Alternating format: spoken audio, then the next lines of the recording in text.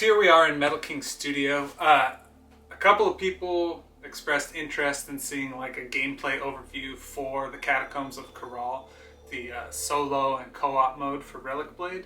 And I realized I could hope to make a very good video and then never do it, or do this and just record myself in my studio running through some of the basic mechanics and stuff. So what I'm going to do is I'm going to get behind the camera and I'm going to record sort of a improvisational just rundown of the rules, and hopefully we can arrive at something that gives you a good idea of the game, and maybe it'll be fun to watch. Okay, so getting started, I thought we'd go over some of the basic components you'll need. Obviously, if you've backed the Kickstarter, there's some description of what you'll need, and if you're watching this aside from the Kickstarter, then you'll want to know that you can play with the solo supplement here, and that you will also use the Storms of Kural deck. The PDF for the solo adventure includes the cards you'll need from that deck, so what you'll really need is this, an understanding of the core rules, and then at least 8 characters. But if you don't have a general Relicblade collection, you will definitely have everything you need using the Storms of Kural box set and this supplement. Now, what's not included, of course, is terrain. The dungeon builds are built using a specific set of sizes and shapes of terrain in order to create the different rooms. And this set I have here, this MDF terrain, is from Blacksite Studios, and it is a box set of terrain that they put together that I helped design specifically for Relicblade, and it includes all of the components you'll need for the dungeon. Alternatively, you can build it out of foam or just use a dry erase mat to draw the dungeon maps, but that's all you'll need there. And then we also have the monsters for the adventure, which are available through the Kickstarter right now, and then in the future they'll be available on relicblade.com. But you'll also be able to play, depending on the level of detail you want for your Relicblade games. You can proxy these using generic monsters, or you can use the official miniatures. And that goes for all Relicblade things, but I try to create a very unique and fun setup for people to play. Okay, so that's sort of a basic overview of everything, but now let's look at the book. Right now I just have the PDF. A lot of people will be getting the PDF. It's a great way to be able to access the book, but once the Kickstarter is delivered, you'll also have the physical book available. The book opens up as usual with a lot of lore. So you'll be able to go through the lore, understand the setting of the adventure and everything. Essentially what's happened is a lot of the adventurers who were trying to challenge the Storms of Kural and deal with that adventure ended up getting lost inside the mountain. And so you play as characters who were swallowed up in various crevasses and fall into the depths under the mountain, where it turns out there's a whole network of hidden temples called the Catacombs of Kural. And there's information about a couple different characters to give you more lore background and some fun stuff to read.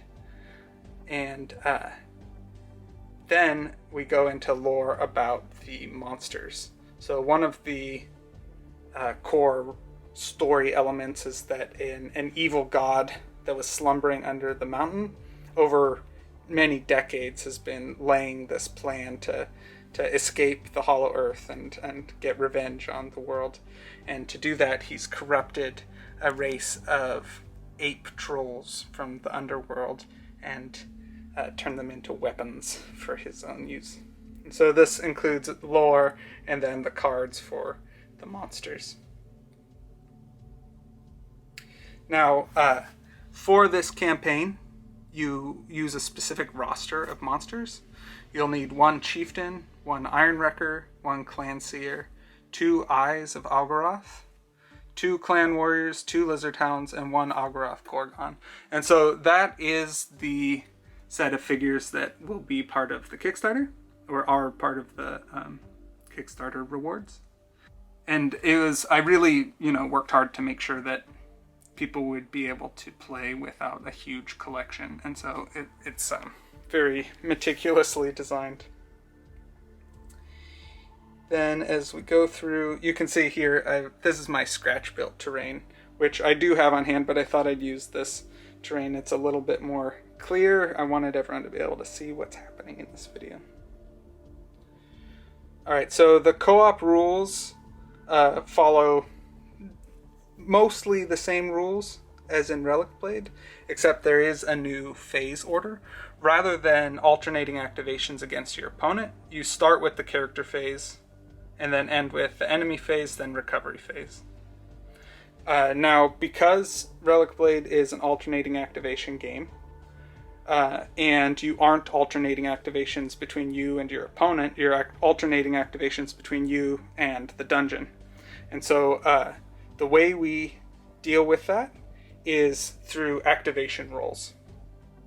So during the character phase, each of the player characters are activated in an order that the players choose, and then you roll a die when a character activates.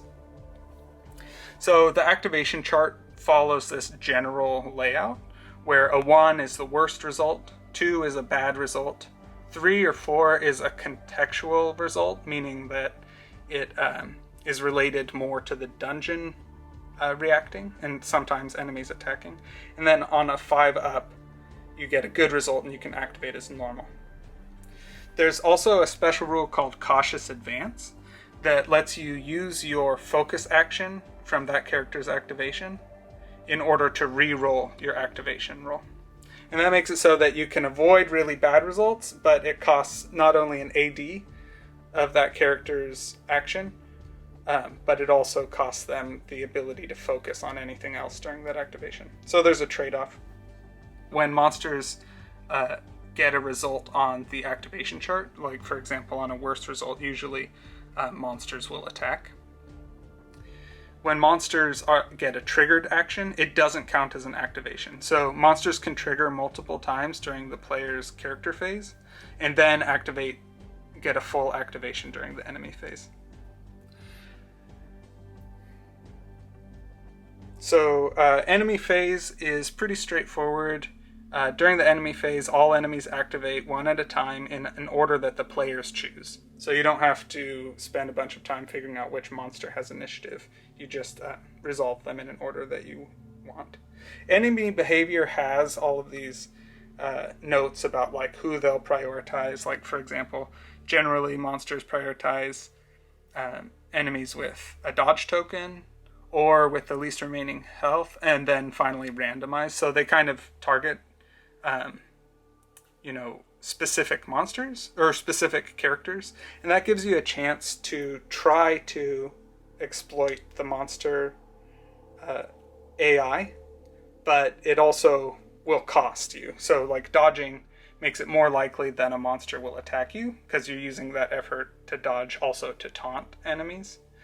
But trust me, you will want to take every advantage you can over monsters. The other thing that's important is that monsters never disable or target disabled models. So when your characters are knocked out, a monster is not going to remove them from play. It'll keep trying to fight the characters that are still active. There are rules here that you'll be able to read through and just internalize about enemy movement. And then if you run into something weird, you can reference it. But in general, things are pretty straightforward. They attack, they focus if they can. If they have ranged weapons, they use their ranged weapons if they can. And the combat rules follow the same sort of procedures for engagement and disengage and everything. The recovery phase has a couple of special things. The main thing is if you fail a recovery roll, you can crawl, which is helpful because if a character is staying disabled for a long time during the battle, they can slowly crawl toward the exit while monsters are ignoring them. But if all of the player characters are disabled, then you lose. So you can't just have everyone disabled and then crawl away to safety. And I think that covers a lot of the stuff. Oh, heroic resolve. If you recover, make a recovery roll, then you don't have to roll on the activation chart the next time you activate. So you get a little bit of respite against the enemies. Okay, next we'll talk about the dungeon terrain in specific. So the dungeon terrain consists of what's pictured here, and it's listed here. And so they have specific sizes that you should aim for. But you can play with, any size that you want. If you already have dungeon terrain, it doesn't have to be these exact sizes. You'll want to just or the maps for the scenarios are built assuming that you have at least this much stuff. And it'll be normal for people to improvise based on what they actually have on hand. But it is one large room, 8-inch by 8-inch, and 2 inches tall. 2 small rooms, which are 4 inches by 4 inches. A long room, which is 8 inches by 4 inches. We have platforms. We've got a long one. It is 8 inches by 3 inches and 1 inch tall. And then we have 2 short platforms, which are 4 inches by 3 inches. And then additionally, you have bridges, 2 short bridges that are 4 inches long, and a long bridge that is 8 inches long. Another thing that's needed is an exit. I'm going to mark the exit using this bridge, and that's where characters are going to be able to escape the scenarios. The other thing you want is various amounts of scattered terrain, things that will offer cover as you're playing, and decoration. For the objectives, since some of the scenarios do use the Relicblade Braziers, so you can use those. And the deluxe token set also includes tokens for Braziers, so you don't necessarily need the modeled ones. But the other tokens you'll want are treasure tokens to represent specific basic treasures. The basic treasures used in this campaign are the Raven Brooch, the Health Potion, the Magic Ring, and the Healing Herb.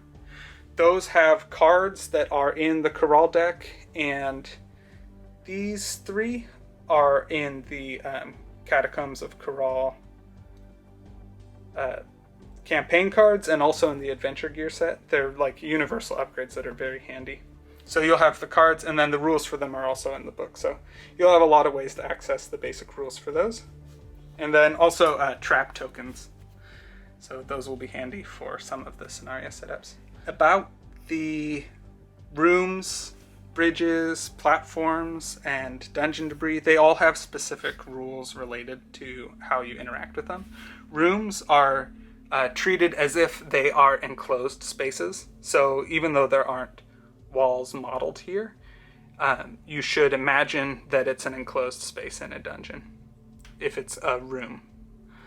Now, rooms that are touching, they're continuous, so the imaginary wall would border all around that. Platforms, however, do not have walls around them. So if it's like that, this connects to the room. Imagine there's a door there.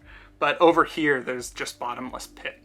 Or enough of a drop off that the character, if it was knocked off, it would no longer be part of the battle. So platforms can be placed on top, and that creates areas of elevation. And then bridges have the same situation where there are not walls around them, and you can fall to your doom. So it can be set up like this, where there's a bridge between 2 rooms. And so how you'd imagine this is that there's walls around these parts, but this is open. There's a chasm here and a precarious bridge. If a character is knocked off of a bridge or a platform and would fall into whatever chasms are here, they're immediately disabled. And if they fail the recovery phase, then they're removed from play.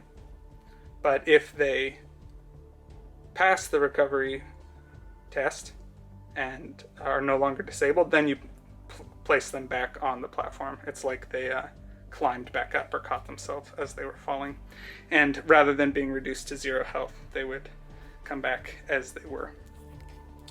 Now, before we set up a scenario, this specific scenario or specific campaign, the Catacombs of Kural, has specific rules that don't relate to the general solo rules, but rather to this exact campaign.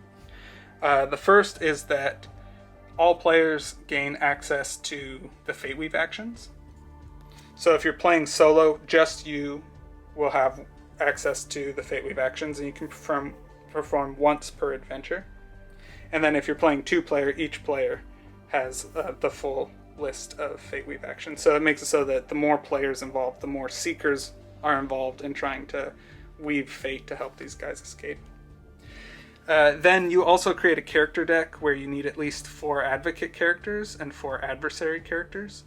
And once you have that, you can add any other characters you want, and you'll draft characters from that deck.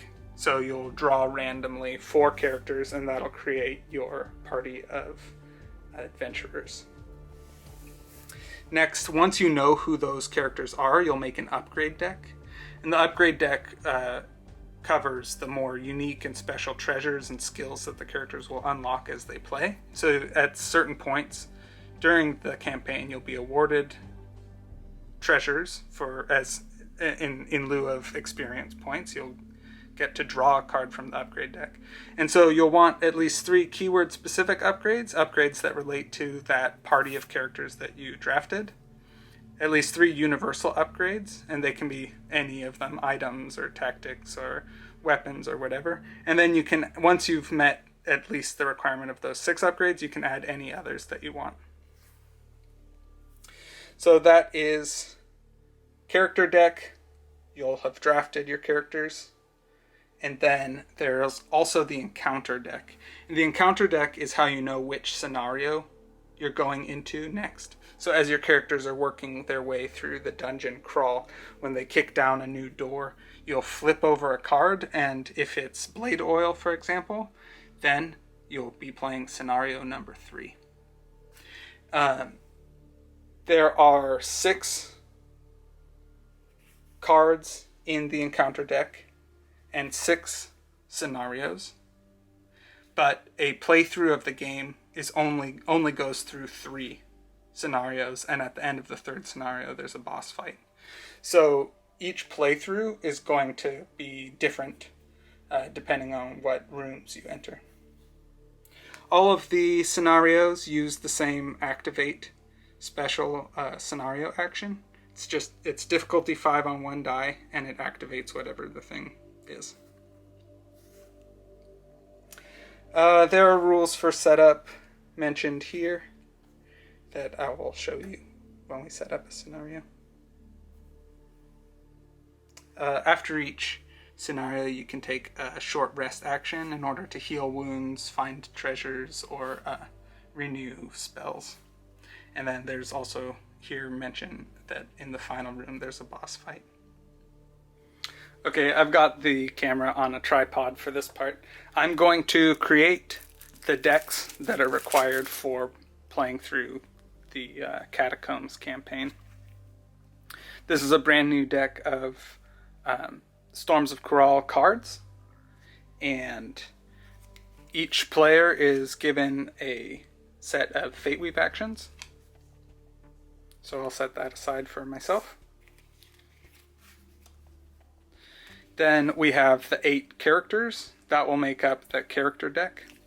So we'll set that aside here. We have the encounter deck, which is the blade oil, corrosive vial, quicksilver bangles, gauntlets of strength, magic lantern, noxious bomb. Is that right? 6? Yep. I'll shuffle this up and set it aside on the dungeon terrain. So these are the potential encounters that we'll run into. Next, these are the characters. They'll get shuffled.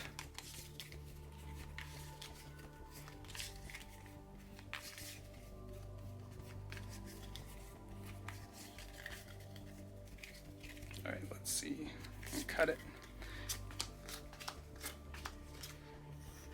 It looks like we have the Warden of Justice, the Destroyer Pig, the Dark Prophet, and the Marauder. So, as the mountain exploded,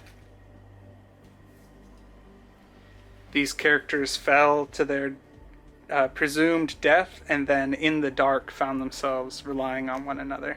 So in this case, the Warden of Justice is in an awkward position with a bunch of evil dudes around him. And then what we'll want to do is create a upgrade deck that are things that these characters will benefit from. So I think that heavy armor is a good choice because these two can take it, both knight and fighter. Oh, and he's a fighter also. So that's one upgrade. We can add war paint, sounds good, right? Enemy characters do not gain a charge bonus against this character. We've got, and those are keyword specific. So how about Bastion? Also, these guys both have... Oh, no, he doesn't have the shield keyword. So, no, I don't want that. How about Ruthlessness? That'll be fine. So that is 3 keyword-specific upgrades. And then for the universal upgrades, we'll grab Alchemical Munitions. That's powerful. That could go on his crossbow. Inner Mastery. Would that be good? Yep. I can make Shield Wall easier or Inner Peace easier. And we could add Healing Herb. That's kind of basic, but out of this set, I think that's one of the universal ones that's going to be good. Yeah. Healing Herb. So now I've reached the minimum requirements of 3 universal and 3 keyword specific, and then I can add any others. So I might add Rebuke and Bastion anyways, just to see what's up. So this will be the upgrade deck. As we're awarded upgrades through the adventure, I'll draw them from here. Okay, so here I have set up the first scenario, the prologue, the crashdown collaborators. In this scenario, the characters find themselves falling through the darkness and then crashing into a room deep in the catacombs. This setup includes one large room, one small room, a magic ring in the corner, an exit. There are 3 enemy spawn points, so we place them at each character of the required monsters at a random spawn point. We've got the magic ring in its place, and the exit is represented by this stone bridge, and I've put here some barrels representing that the exit is locked. Now, for player deployment, you place a character in the middle, and then they scatter d6 inches. So in this case, I'm going to start with the Warden of Justice, and he goes 5 inches, basically directly toward the exit. So he's going to fall through the roof, and he actually crashes right into this lizard hound. Next, we'll see where the Destroyer Pig ends up. He goes 2 inches directly toward me.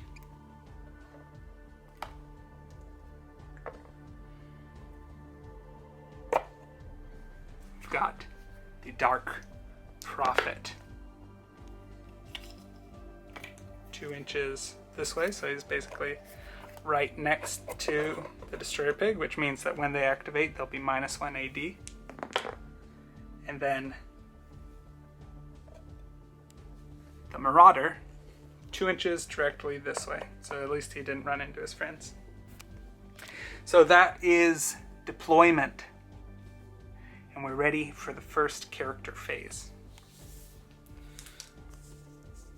Each player has access to the Fate Weave action, so I'll have to remember that I can spend these spells anytime I need them, in order to protect my characters that are under my care. We've got the Dark Prophet, the Warden of Justice, the Iguan Marauder, and Destroyer Pig. So it's clear that these guys all crashed down together, and he found his way falling into this pit. They're going to have to work out their differences, but it's clear that they're all in serious danger right now. So at the character phase, you activate one character at a time in the order chosen by the players. And when a character activates, you roll on this activation chart for the specific scenario. So we'll start with the Warden up here. He seems like he's in the most danger, and he'll roll his activation roll. 5 up is ready for action, so he gets to activate as normal.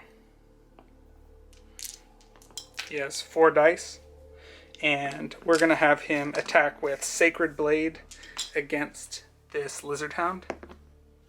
It hits. It's plus 3 damage for 5 against the Lizard Hound.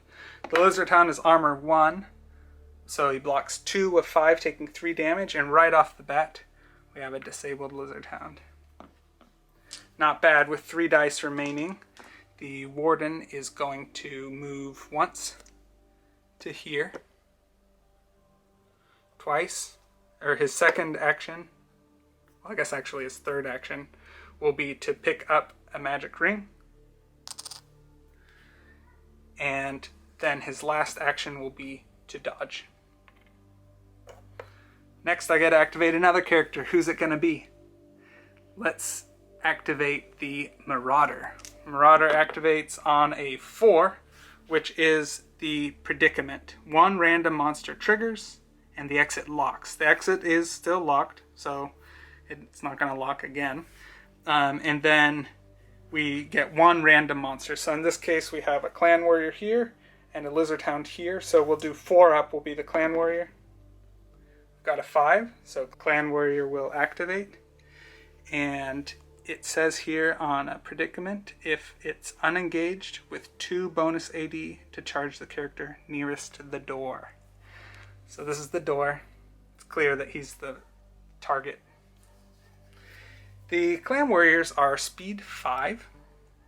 So 5 is enough for him to get there in 1 move. So that's a charge. So of the 2 bonus AD, he spent 1 to move, gets the die back to charge. He's got 2 dice. And monsters are always going to focus if they can. So he's going to focus his hand weapon against the Warden. That hits. It's plus 3 damage. So he only does 4 damage. I get to choose now. Am I going to use the dodge token? And I think I am not going to use it. I block 6, 7, 8. I take no damage. Nice job. So we've resolved the activation chart. And now the Marauder gets to activate. It's got 4 dice. I know from experience that the main thing we want to do is not go and fight, but get the heck out of here. So his opening move is going to be to shoot a crossbow bolt at that Clan Warrior. That hits. It's plus 3 for 6 damage. I could use Destructive Presence. Allies within 3 inches may reroll attack or damage die. So I might reroll this because 3 doesn't really spike high enough. So I'm going to reroll it. Oh yeah, I got 3 still. So 6 damage against the Clan Warrior. Clan Warrior rolls 5 defense total. He rolls 2 plus 2 is actually 4. So he blocks 4 of the incoming 6 damage, takes 2 damage. I'm going to mark remaining health using this red die. So he's got 4 health total. The crossbow bolt hits him in his face, and now he's not feeling so great, but he's still fighting. I've got 2 dice left here. I am going to move 3 inches, and instead of engaging there, I'm going to move toward the exit over here. Alright, next we've got another go. I'm going to activate the Dark Prophet. He rolls a 6. He gets to activate without any penalties. He's going to cast Corrode on the clan warrior. That works. That is -1 armor until the prophet activates again. Got 4 dice left. I'm going to move 3 times to get all the way here. And then with my last die, I'm going to cast Decay on the clan warrior. That misses with the 3. Alright, one last character activation. We've got the Destroyer Pig. He rolls on the activation chart. He rolls a 3, which is Predicament, where 1 random monster will trigger. So 4 up will be the clan warrior. 6, that's the clan warrior. Here it says, if engaged, 1 AD to dodge. So our clan warrior realized that he's in danger and takes a dodge. Alright. Destroyer Pig, what do you got for us? He's got 3 AD. He's speed 4. I'm going to move once to here and then twice to charge back here. With the charge, we're looking for Onslaught. That misses. 1 more Onslaught, looking for a 4-up. Misses. And that's the end of the round. So the character phase is over. We move to the enemy phase, where the enemies activate 1 at a time until all enemies have activated, and they activate in the order chosen by the players. So we'll go ahead and activate this guy. When he activates, he loses his dodge token. Poor guy, he just dodged. And now he's going to attack. Now, you can see here that he's engaged with 2 guys. The tiebreaker here is that he's going to target an enemy that's dodging. So in this case, he's going to target the warden. He activates with 2 dice, and he'll always focus if he can. So we're looking at a focused hand weapon on the warden. That hits. It's +3 for only 4 damage. Do I tank it? Or do I use my dodge token? We'll just tank it. I block 4. I'm good to go. Now this guy activates. Lizard Hounds activate with 2 dice. They are speed 6.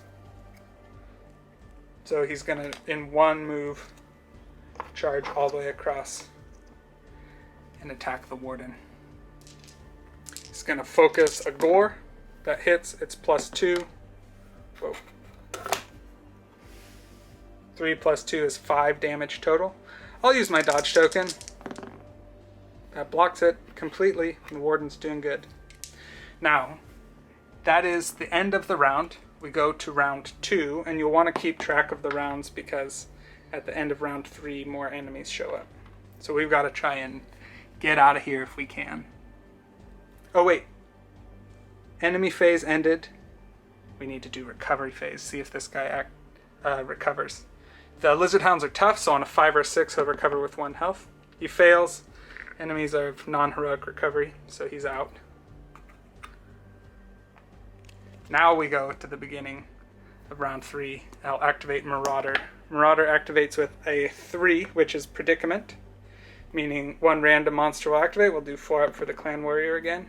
Clan Warrior then is going to dodge because he's engaged. Alright, Marauder. That sort of changes things because that guy is dodging, but we'll try it anyways. Let's charge. Scimitar, looking for a 4. That's a critical hit. I like it. So it's going to do +5 instead of +3. Now I roll damage. Rolled a 4. +5 is 9 damage. And he's going to automatically use the dodge token first chance he gets. So he blocks 7, 8. He would block 9, but his armor is reduced by 1. So he's down to 1 health. Alright, Marauder. You have 3 dice left. I'm going to focus a Scimitar. That hits. Damage is 9 again. He no longer has a dodge token, and he's only armor 1 because he's corroded.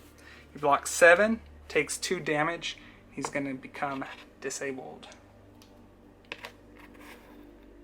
Nice work. The Marauder has 1 die left. And with that die, he's going to move toward the exit.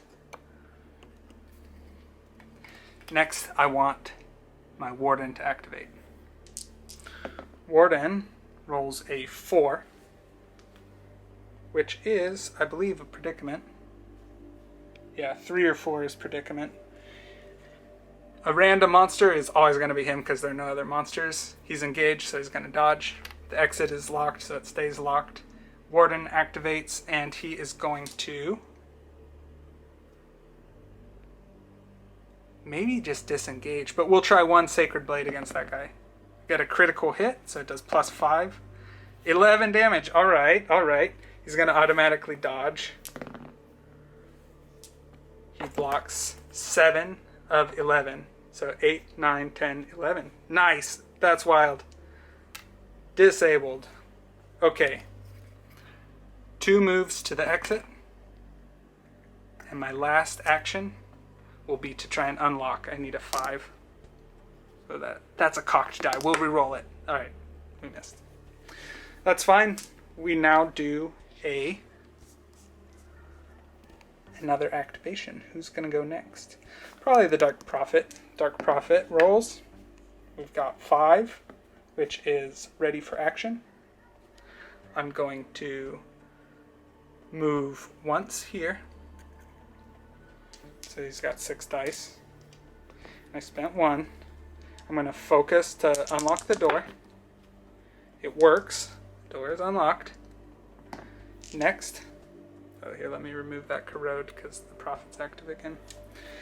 I'm going to cast Decay on the Clan Warrior. That hits. It's a critical hit, actually. Doing 4, 5, 6 damage, which exceeds his static armor of 2, so he's out. I'll cast 1 more on that Lizard Hound, see if I can decay him into oblivion. That hits. Oh yeah. Wow. That's some Dark Sorcerer with 1 action left and 2 inches of movement. She leaves the battlefield. Okay. Destroyer Pig, what do you got? 6. Dude, ready for action. He's speed 4. He's going to move once to there, twice off the battlefield. Alright. That ends the round. No enemies are on the table. No one needs to recover. Beginning of round 3. Warden activates. Roll on the activation chart. We rolled a 3, which is predicament. 1 random monster triggers and the exit locks. So that's unfortunate. The exit did lock. But when the Warden activates, he's going to focus unlock it. He clears the wreckage, and then he's going to move out. Alright, Marauder, you're on your own. What do you got? A 4. Predicament. Closes. 1 to move to the exit. 2, 3 dice. I'm going to focus. Works. And with my last die, I'm out. Now, that is the end of the prologue. The characters have battled their way through very smoothly with super good dice rolls. Very lucky, making it out unscathed. Now we make it to the victory conditions. We need everyone to escape and reward. Survivors recover 1 health, which none of them are damaged. They draw 1 upgrade from the upgrade deck and equip it to an eligible character. So this is the upgrade deck. I got heavy armor. A fighter or a knight can take it. Let's see, it maxes out at armor 3. Let's give it to the... Heck. Marauder? Warden? Destroyer? Oh my gosh. Well, it's got the Marauder on it. We'll give it to the Marauder. Very cool.